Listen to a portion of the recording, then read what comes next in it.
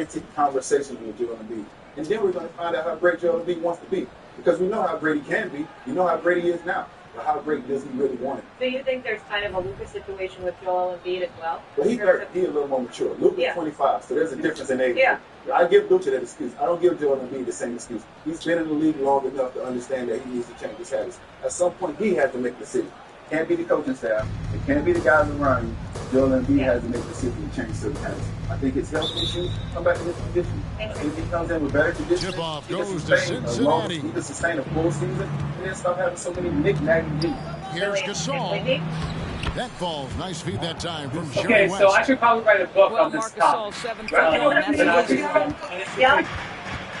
That Monica and Gigi said, especially because I actually think that comment was all about fit. That certainly raised an antenna because that was a very fascinating, even more than the championship one. And you need to break down how the fit in Philly actually makes some sense. And that's what First, I want to talk about the Knicks. I want to point something out. These are not equal. The Clippers can sign Paul George to any contract they want. They have his price. The Philadelphia 76ers have max cap space. They can sign him whatever contract they want. The Knicks would have to execute trades for Paul George. And Paul George, to make that happen, Paul George would have to direct the Clippers and trade him to the Knicks. That's complicated. There's a couple of different factors in there. It's definitely doable. Like when you look at this, you have to understand that you're envisioning adding into the Knicks. It's not just plug and play. You have to take the awesome. But the Knicks are more able to make a big trade than any team in the league right now, any competitive team in the league because of their assets and their depth. Okay, let's get that understood. Now, when you're looking at the East, I think UD is right on here. If you're looking at the landscape, you want to be in the Eastern Conference. It's a much easier road to the Eastern Conference for the finals than the West. If that's truly a factor, that's got to be included. Okay, now if you pick teams, you've got a big problem. That's the Boston Celtics. How do you beat the Boston Celtics? So right off the bat, that shit gonna be trash. Nah, that shit gonna be crazy. Cause you know they got a lot of fans and shit. You crack 100 for the 5 games. All the games they lost, and you crack 100. That nigga said, let's fucking go. This nigga, he a fan now, nigga. The second thing is, you gotta have wing defenders. How are you going to deal with Jalen Brown? Well, you're the Knicks. You have OG Anunoby there. It's an unrestricted free agent. So if you're Paul George, you're in the Knicks. You got to be saying, you got to get OG done. I'm not a replacement for OG Anunoby. I'm coming in alongside OG Anunoby. Now, as far as fit goes, you need to say a written point about how Maxey could work so well with Paul George playing on and off the ball. Maxey grew up playing alongside James Harden the last 2 years prior to this year. He can do that. All like that ball a little bit. Jalen Brunson is a ball pounder. He dominates the ball. So I'm not saying he can't play alongside Luka. There's no doubt he can go back to that role. But you have to be comfortable that he would want to do that. So all of those things, to me, the answer to the question to Nick. But before we go on, I want to talk about the Clippers. The Clippers are doing something very fascinating right now. I don't fully understand what it is. You do not need to be an NBA insider to realize that Paul George has options out there as a free agent. And I want to say if, because it doesn't necessarily have to be a free agent. He has an option in this contract, and I think if he wanted to trade it somewhere, use that as an option to trade. That's a different topic. We know that the 76ers are interested. This is not a mystery. We know that other teams will be interested, including like maybe the Orlando Magic. There isn't a doubt right now that sometimes a player says, hey, I want a certain number, but we're only getting that number. It's just a pop. Paul George doesn't have the pop. He has legitimate other offers. And yet, here he is, still a free agent. Why? He's from LA. He wants to be a Clipper. They've extended him at the half. They were actually in the 4 games before Kawhi got hurt again. It's formidable to see the Western Conference. There was a time that we thought they were a finalist favorite. They were healthy. Why? Why did they not make that offer? They know he's got other options. And what we're led to believe is that the offer that they made to Kawhi was 3 years and $150 million. By the way, it's not just the annual money. It's also the years. If I'm 35-year-old Paul George, I want 5 years in the Clippers. I'm eligible to get 5 years. I want all 5, or at least 4. Why aren't they doing that? They have to know that he can walk on them for nothing. So why? So that's, and also when it comes to the Clippers, James Harden's sitting there. James Harden's a free agent at the end of the month. Okay? What about Harden? If Paul George walks, Now Gage. You could let Harden walk and start your passing team over. You can't pass space. Here's Westbrook. They have multiple outlets. Finished off by Westbrook. The Clippers should still sign Paul George on July 1st. They could sign Paul George second. If that's what they're not seemingly reacting to what this market really is, it's something to pay attention to. It's a bit of a fast play show. Good use. Rip it off the backboard. Gage scanning before. Nifty move. A beautiful reverse layup. Good news. We have My Best Buy memberships for everyone. See how you can save time, save money, and make the most of your time with our help. If you're new to the membership game, My Best Buy is a great place to start. You get free shipping with no minimum purchase, and it's completely free to join. Want more? With the My Best Buy Plus membership, you get more savings, more benefits, and more exclusives, like great deals. You'll get exclusive member pricing on thousands of items every day. Members also get exclusive access to sales, events, and even products that can be hard to get. With free 2-day shipping, you'll get it fast too. Now that's a big deal. This nigga thought he was gonna make that. Good close contest so far as we finish the That's first quarter. Simon Darvish and the Lakers' long advance on UConn's Dan Hurley, and now they're destined to head coach. As the season's just about 4 months away, we know our own JJ Redick is a top candidate. Is he linked to another name in the mix? I know we've been talking a lot about JJ Redick, but Monty Williams again here in the second quarter. Fairly close game so far. And guys, what do you think about the offensive approach we've seen so far for Cincinnati? So far, they've moved the ball well, leading to open, high-percentage looks. Lots of assists in this one. I think the other thing they've done a great job of is making their presence felt inside, converting tons of paint opportunities. The ball goes. That'll be a 5-second call.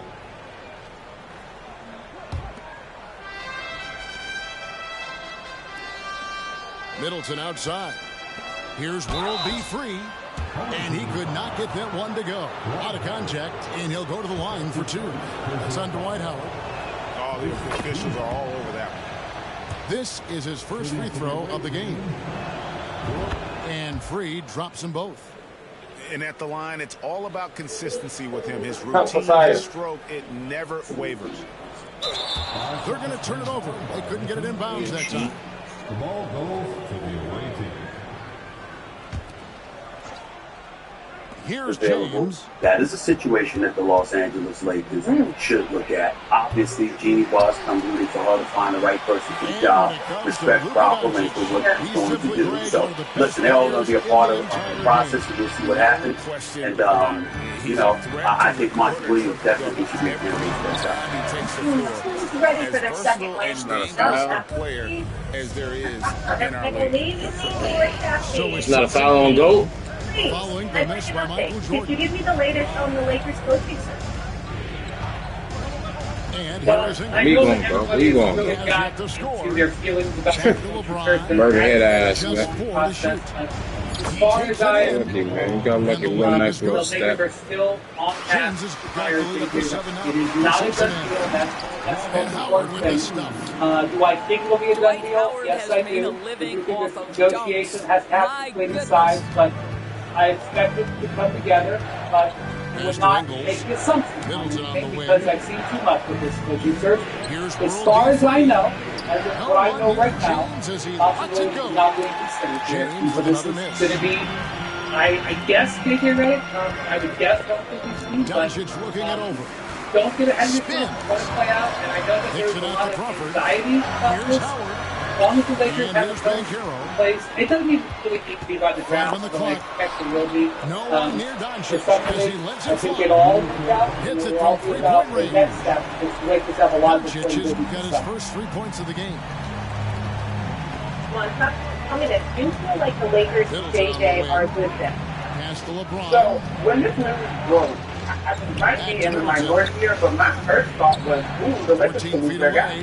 Because to me, the reality and expectation in Detroit, the opportunity to really mold a group of young men, to really put your fingerprints on the franchise, to have runway, to have reasonable expectations, and measurable amounts of progress and growth, is in this And point. so James Like, will bring it up and over I'm saying Cincinnati. we love it. And he's our time we can keep it going and rock it out. And we can all look crazy on the back end.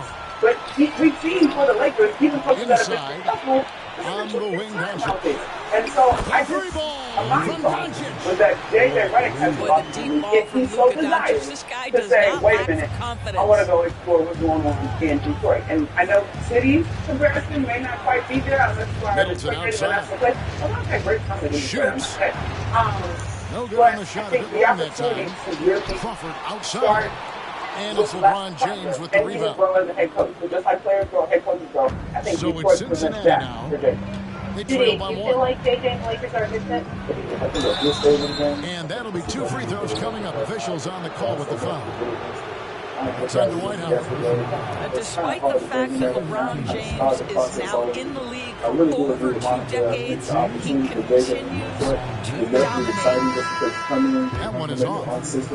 Be yourself, you can be your best version. You got young guys who are willing to listen, willing to sacrifice a little bit more right now. So I think that's a great situation. And also for money right now, man.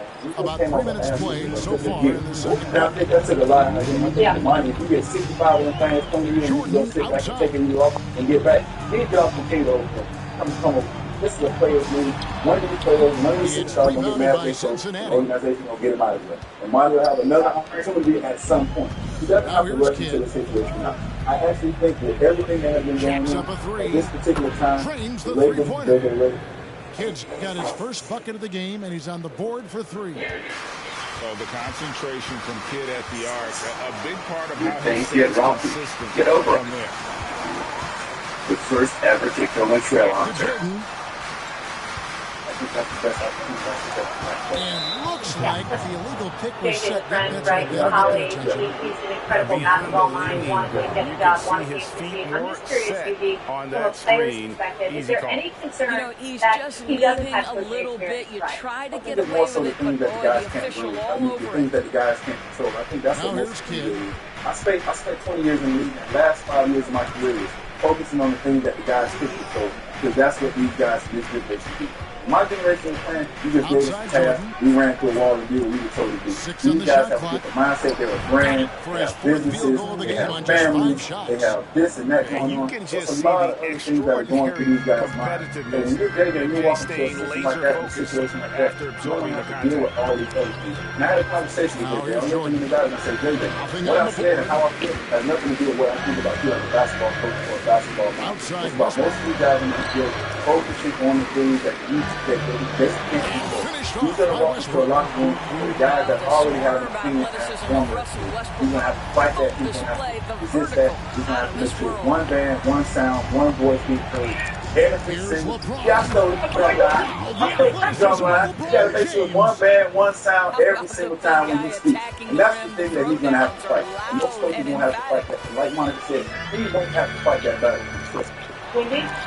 JJ very much wants to be the Lakers head coach. So regardless of Detroit or anything else, now perhaps a better fit. As Monica has said, you can make a case and put together a white paper explaining why it is, because there's less pressure for first-time coaches. But I do think JJ wants to be the Lakers coach. I don't think it's an ideal thing in a vacuum, because JJ's team is old and mature and expected to win now, and putting in a first-year coach. I don't care. I don't have to be sure I wasn't alive, but I'll bet Red Auerbach, his head coach, he made mistakes to screw stuff up. Every first-year coach is going to pay a price for the series. That's what happens. And we've got on the other hand, I think JJ has a couple of things working for him in any job that he takes, but especially this Lakers job. First off, as soon as he walks into the locker room, he does have credibility with the players. One of the most important things that you can do if you have star players on your team in the NBA is for the players to have credibility with the coach to have credibility with the players. It's something that is fragile and is monitored all the time, and many, many times in history of the NBA, when a coach has lost that trust and belief from their players, it has no chance. JJ will have that, whereas Dan Hurley wouldn't have had that. As great as resume, Dan Hurley would have not walked in and instantaneously had the credibility that JJ will have. The second thing is, the one thing the Lakers definitely struggled with last year was tactics. Tactically, they struggled, especially in that series that they lost the Nuggets. And you could hear it from the players. Anthony Davis flat out said it after one of the losses 4 on the about clock. the tactics. J.J. Redick very clearly, because he listened to the podcast, is obsessed and very focused on tactics. So I think, you know, the contract will be interesting that he gets. We know that they offered Dan Hurley 6 years. LeBron is, you know, at the end of his career, how many years will the Lakers offer? I think I'm with JJ. I'd ask for 6. Quite frankly, if we're going to give another rookie NBA those 6, I'd like to have 6. That's why I'm not going to sit here and say, oh yeah, done deal, let's go. One press conference. Trying to use the Let's just make sure it gets done, but I do think it's Jordan with the close. But this will be interesting, and I think everybody's had tweaks now. This is not a snap decision. Everybody considered all the angles. The Lakers players, the Lakers front office, JJ himself. Everybody understands the challenge, and we will see how it plays out. It's rebounded by Cincinnati. Yeah, one thing I just want to mention really quick before I come to you, UD, which I find interesting, is for people that are in Elmore that JJ didn't have coaching experience, right? Obviously, he played for many years for NBA and Star Duke as well. Steve Kerr didn't have coaching experience when he took over for the Warriors. Right around a minute and a half played here in the third quarter. Here's Walton. The shot's good on the assist by West. Walton's got 5 now. Well, you love the activity The out there. last season may not have finished how they hoped for, raising Larry O'Brien. Let's not diminish the run that was with Kyrie and the Mavs had from a 6 seed all the way to a final series. Now, despite his left-to-line defense, Luka Doncic led the Mavericks to their first NBA Finals appearance since 2011, becoming the first player in league history to lead the entire postseason with success in scoring, rebounds, assists, and steals in the process. But obviously, not enough to complete the job versus a talented Celtics team. So, Monica, I want to come to you on this. Do you feel like these playoffs increase or diminish the I really want to say it's a neutral model because I don't think anything was revealed that we didn't already know. So I'm going to increase. I'm going to be optimistic. There's no way that the Mavs get to this point off that decision right off without you. In the finals, ultimately, you saw a team that just was overmatched. Or outmatched, I should say. Luka and Kyrie was fantastic, but again, because of the path that the Celtics had to get there, I think most of us didn't give the credit for how challenging they could be on both sides of the back. Like they were uniquely poised and skilled and have the rocket to match up with what the Mavs were looking to do. So to me, I'm going to say it increased because Luka's got to be, right? We talked about the Celtics in terms of the opportunity to grow and learn, and anytime they have been close to that, right? So I think they increased because they don't get there without Luka, and the things that we saw that are areas of growth for him, I think we already knew that if we've been following him through the right. Cincinnati leading what do you think? They move the needle either way. Well, Stephen A. is doing the base part. That's the game right It's about the anticipation and timing. We talk about offense. Dallas is not there. The defense, Luka is not on that team. We talk about the statistics. The first to lead in points, rebounds, assists, and steals. Yeah. So what we saw in that finals is we just saw some immaturity. But what we saw from the Lakers was maturity. We forget about the sleepless nights. We forget about the losses. We forget about the immature Jason Tatum. We forget about the immature Jaylen Brown. They had to go through this process. Here's Durant. I don't think he diminished his players without rating or any of that. It is unfair. Wendy, what do you think? Has the narrative changed on him? The narrative hasn't changed, but I think he was terrific in the postseason. And I think one of the things that's most impressive about it is how many upsets he's now got on his resume in the playoffs. Obviously, the one with the Suns 2 years ago. I thought that Suns team was headed to the finals for sure and had a great chance to win. That was as prepared of a team to get to the finals as I'd ever covered almost. I think they had 62 or 63 wins or something like that. And Luka just took them down. And now he comes into this postseason. Now, I know that saying there's a big difference between the 5 seed and the 1 seed in the West.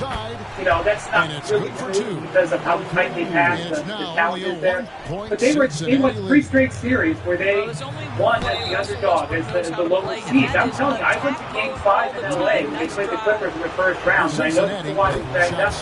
But it was 2-2, and that series certainly felt like it could go either way. And he was brilliant. Both shots good from the strike. The Timberwolves were riding as high as they have been in their franchise history, coming off that series victory over Denver. They had home court, they had huge momentum, Ant was playing the best basketball of his career. And Luka came in there and totally led that charge in taking that team down in 5 games. All of that stuff is incredibly impressive. To have, already, 4 series in your career where you've won as not having home court advantage. I mean, that's LeBron James type stuff at this point in his career.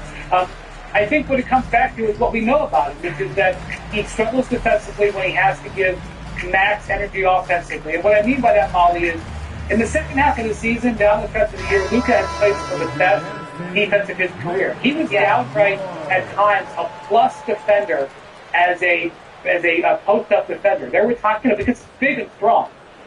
And then I think what happened was when you got into the later stages of the playoffs and they were asking so much of him on the offensive end, both in terms of the usage rate and the minutes, he took it easy. He took breaks on the defensive end. And that's something we see players do literally at every level. You see high school stars do the same thing.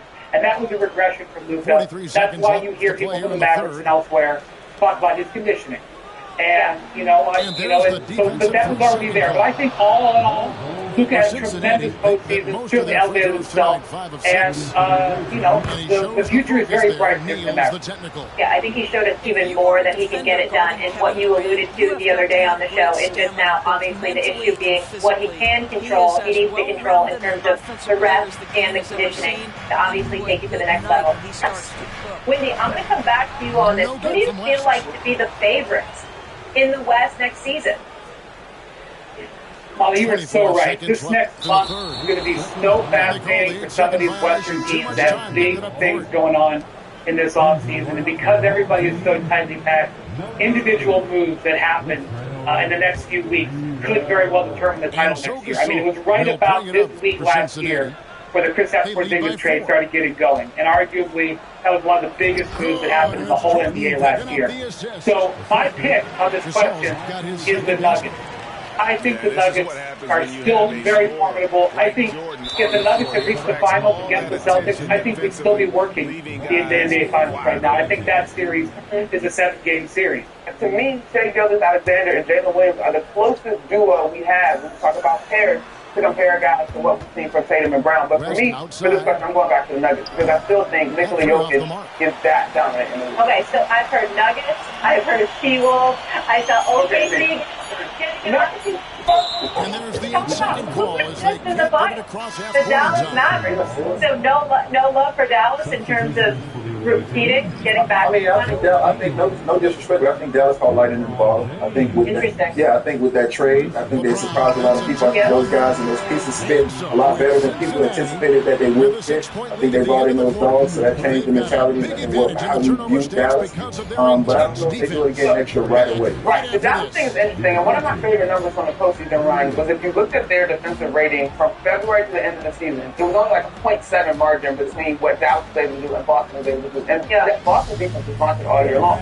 But I kind of think back to the year the Lakers got to the conference finals after LeBron was sitting out, and then they had that run with AD, and he got healthy, and then they made some trades, and that was like a shorter span. I do wonder what it's going to look like through the duration of a year. Now, on the one hand, you can get better, more continuity, all that good stuff. And on the other hand, you got to extend out your consistency of being great. There's no way they get back to the finals next year if Luka doesn't pick the pass. These are things that we talk about. Maturity. Being challenged by your coaching staff and your locker. You caught lightning in the bottle this year. You're not going to get there the same way you did like you got here this year. You're going to have to get better. You're going to have to do better. Yeah. Wendy, where are you on that? The intention doesn't always equal. Yeah, so I definitely put Dallas very high up there. I might even have them second. I think it would have been amazing if Denver had beaten Minnesota to see how that series went, because I don't think Minnesota quite handled the success of that very well. They just didn't start that series out at home with the same momentum. You felt their inexperience in those first couple of games in Minnesota, and they went down 0-2. I don't think that happens if it's Denver. So I think Denver-Dallas in the conference finals would have been remarkable. I don't know who wins that series if they're in a full power. Dallas can improve their roster. They still have trade assets that they can use, and I think they will use it. They have shown that they're willing to go right now. They have traded away draft assets 2029, 2030. I think that they will keep doing. I think that they could use another wing defender. They're still kind of missing the Dorian Finney-Smith role. They traded it away. Still, it was a great trade. He was in the deal for Kyrie Irving. They don't have that type of player that you need against a team like Boston. So I think they'll be out in the market. I don't think they're getting another star, but I think that they can improve this team and elevate themselves. And I will say something about Oklahoma City here. One of the most interesting things in this offseason that won't be something that's discussed routinely on our shows right at the start is that the Oklahoma City Thunder have $30 million in salary cap. Now, I can't remember the last time we saw a team finish first in their conference. That's what they were. They were the number one seed. That goes into the offseason with $30 million in cap room. Now, they've got a bunch of players on their roster they've got to pay in the future. Jalen Williams, I think, is going to be a high earner. Chet Holmgren is going to be a high earner. They can't go crazy. Also, they're not really a free agent destination. So there's a lot of different ways to use salary cap space. You can use it to a high rate specifically. So I think one of the big things out there, you look at the West for next year, what do the Thunder do with that $30 million? Is it something that gives them a short-term or medium-term bounce? Yeah, it changes this conversation. So again, I say this is a really good topic here in mid-June. Boy, is it going to be interesting by mid-July. That one goes in. Yeah, absolutely. Jordan got 5 points now in the quarter. He got good already. You won't find a much more entertaining sight. I call that slam dunk contest level. Pass to Ingles. Back to Jordan. Nice move. Again, Cincinnati scores. Unwilling to let up even for a moment. That's The his Dallas killer Mavericks instinct. do on Kyrie Johnson. They struggle in game 5. One thing I enjoy is watching players who don't pay attention to the score. You lock in on the moment and play the right way.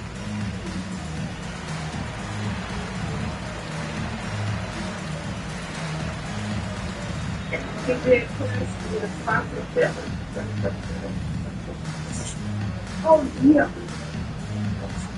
Sam, where you off to? And Cincinnati making a change here. With a short break in the action, gives us a chance now to send it over to David Aldridge. Hey, guys, during the break, listened in to Mike Brown. Now, Coach really laid into them. He said, we're too loose with it. Tighten it up. These turnovers are going to cost us if we keep giving the ball away. We're better than this. Guys? All right, thank you, David.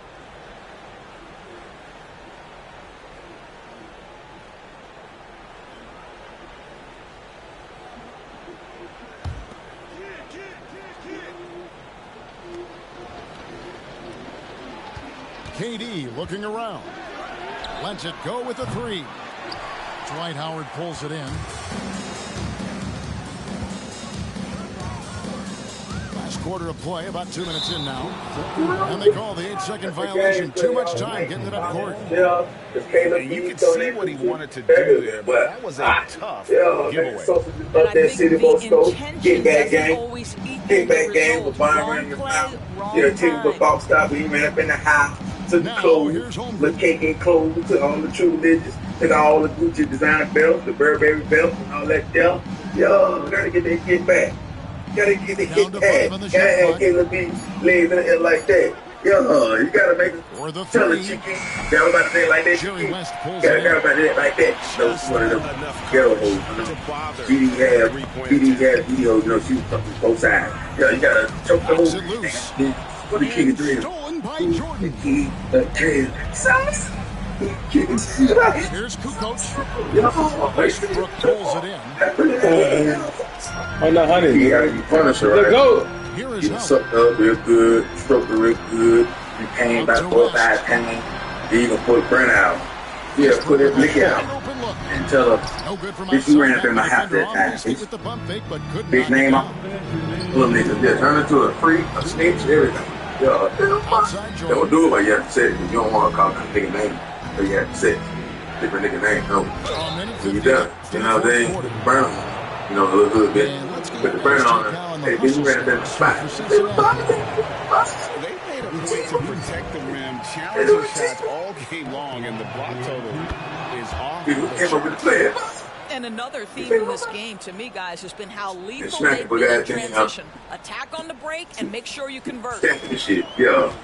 Being cool with it, bitch. Left in the fourth quarter. Yeah, you have ball out sales guy. I mean, you have boss talk sales clothes. Yeah. West with the ball. You have boss out over clothes to out, bitch. Here's Boss Springwell. sales clothes. Drills it from outside. Sprewell's got himself going with the triple, his first basket of the game. Cincinnati leading by 11. Durant wide open. He said on that, and he can't answer back the three-pointer offline. You got to go hard, don't you? You got to get hard. And you take them so you got all this credit. You got to take two pads. You got to get gas. This is comfort zone for Dwight Howard. Let Tato, that fat ass Tato, that fat ass ball out, get her buddies. You know, they want to come over and look at my friends. She got a man. Oh, you got a man too. And the shot is good. And Cincinnati leads by 11. Tato makes you do on defense. Tato makes you do and then you already know what you go like a kid. Yeah, but on film, I'll put it out there. But yeah, man, you gotta capture that. Nigga running their mouth. Not that time, his sixth miss. Hey, for a nigga bond, left bomb, picking side of shit, to the wrong side. Get that. You ain't gotta talk shit back to palm. You ain't never made no disrespect in the palm. You ain't gotta do that. Down low. If you tell me what P said on that, the P song, nigga, be in your ball, nigga. Well, it's been a hard-fought battle through much of the night. They just missed out on a couple of opportunities they'd love to do. You're not sure what that was about. I mean, talk about a great grab. 7-second difference, shot and game clock. And oh boy, a lot of contact there, but he gets the call and will shoot two. That one on Davis. This guy's such a tough cover. Doncic generates so much offense in so many ways. Yo, better get play some top. You want to say nothing when she was looking at the little street nigga that's in the house, the trap house. Yo, and Drake and all them other niggas. And then she got prayed about nothing. Hey, Chief, why you do that in section red, man? Dang, we get you. We got done with that thing. And there's the second call. Cross half court in time. The back. Yeah. What made you leave section red? Break a heart like that, man. Make you break a heart like that. Like, bitch, you got 16 that. Regular ass trap nigga, man. 9 seconds left here in the fourth quarter. Hello, man. Bitch, I'm still again. Set it up with the fake, but it's offline.